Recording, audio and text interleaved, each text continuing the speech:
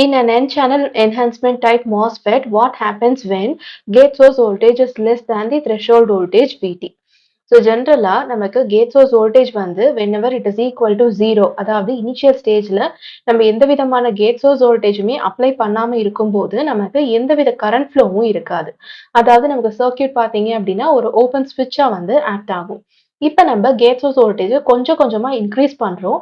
So greater than zero and less than threshold voltage கண்டிஷனில் பார்த்தீங்க அப்படின்னா அப்போ நமக்கு கட் ஆஃப் மோட்ல வந்து இருக்கும். ஸ்டில் நமக்கு எந்த விதமான கரண்ட் ஃப்ளோவுமே இருக்காது.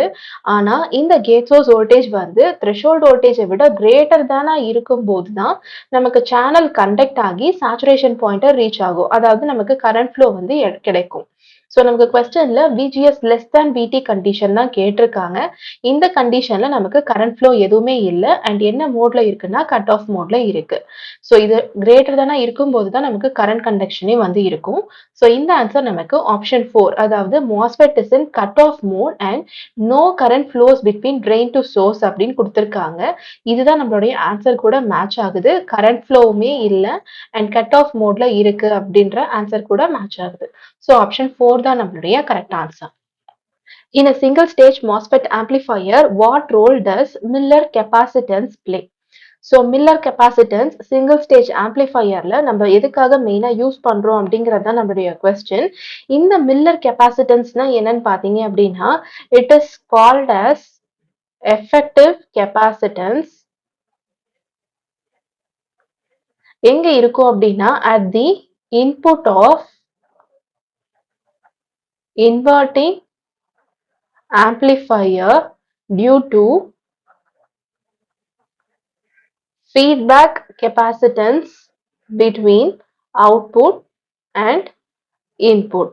ஸோ இதனுடைய ஃபார்முலா என்னன்னு பார்த்தீங்க அப்படின்னா Cm is equal to C into 1 plus modulus of AV அப்படின்னு நமக்கு கிடைக்கும். C அப்படிங்கிறது வந்து இங்கே சொன்ன ஃபீட்பேக் கெப்பாசிட்டன்ஸ் அண்ட் AV அப்படிங்கிறது வந்து வோல்டேஜ் கெயின்.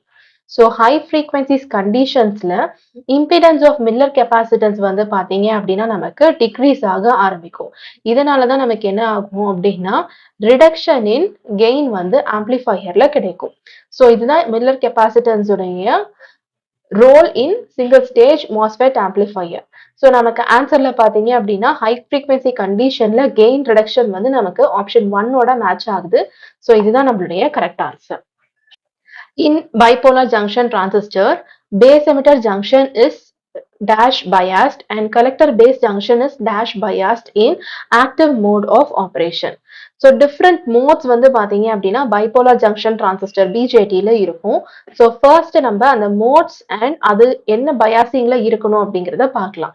ஸோ சேச்சுரேஷன்ல எடுத்துக்கிட்டோம் அப்படின்னா எமிட்டர் ஜங்ஷன், அதாவது emitter base junction and collector base junction எடுத்துக்கலாம்.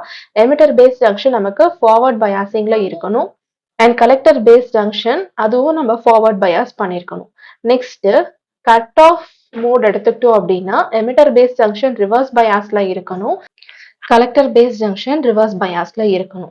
நெக்ஸ்ட் ஆக்டிவ் மோட் ஆஃப் ஆப்ரேஷன்ல நமக்கு emitter base junction forward bias and collector base junction reverse பயாஸ்ல இருக்கணும். ஸோ இதுதான் வந்து பார்த்தீங்கன்னா different modes and biasing condition. நமக்கு ஆக்டிவ் மோட் பற்றி தான் கேட்டிருக்காங்க. அதில் எமிட்டர் பேஸ் நமக்கு எப்படி இருக்கணும், ஃபார்வர்ட் பயாஸ்டா இருக்கணும். ஸோ இங்கே நமக்கு forward bias and collector base junction reverse பயாஸ்ன்னு இருக்கு. ஸோ நமக்கு ரிவர்ஸ் பயாசிங் இருக்கணும். ஸோ ஃபார்வர்ட் கமா ரிவர்ஸ் அப்படிங்கிற ஆப்ஷன் நமக்கு ஆப்ஷன் 1ல இருக்கு. இதுதான் நம்மளுடைய கரெக்ட் ஆன்சர்.